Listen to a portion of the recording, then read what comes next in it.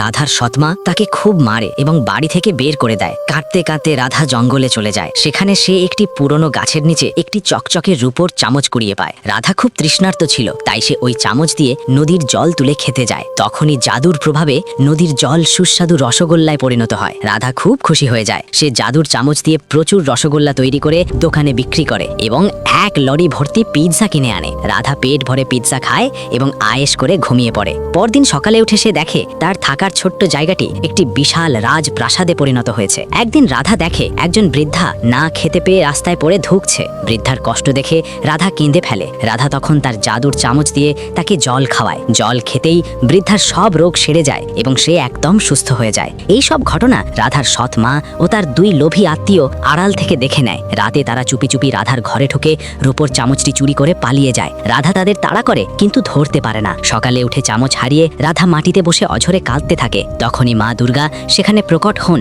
এবং রাধার মাথায় হাত বুলিয়ে তাকে আরও একটি শক্তিশালী সোনার চামচ দেন। মা দুর্গার কৃপায় রাধা আবার সব ফিরে পায়। মা দুর্গার জন্য ভিডিওটিতে একটি লাইক করে দিন বন্ধুরা।